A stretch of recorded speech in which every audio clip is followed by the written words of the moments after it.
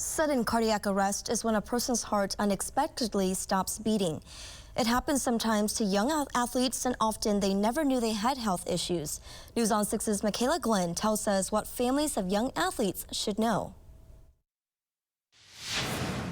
Although rare, sudden cardiac arrest is the #1 cause of death in student athletes, and taking those precautions could help save a life. LeBron James Jr. collapsed earlier this week during basketball practice, and it happened to Bills safety Damar Hamlin earlier this year. High-profile cases like this have raised national awareness around sudden cardiac arrest. The problem is there's no real warning signs. Dr. Renako Whitaker says that's why it's so important kids get yearly checkups. It's very important for your child to be seen by their primary pediatrician, or if it's a family doctor, rather than going to maybe like an urgent care. She says being treated by someone who knows the family's history could help find underlying health problems. This is the time of year when young athletes must get their physicals. She says anything found in sports physicals should be followed up with treatment to prevent the possibility of someone dying. If they're playing a sport, they're being active,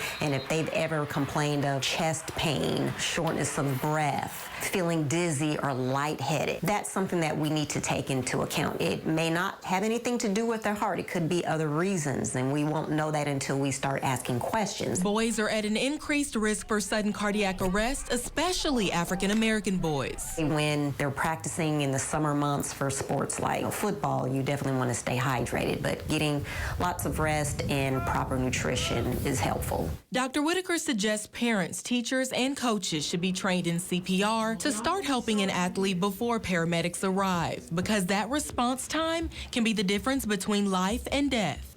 Doctors say it's important athletic facilities have AEDs on hand and people trained to use them, because that's the fastest way to help someone who's going into sudden cardiac arrest.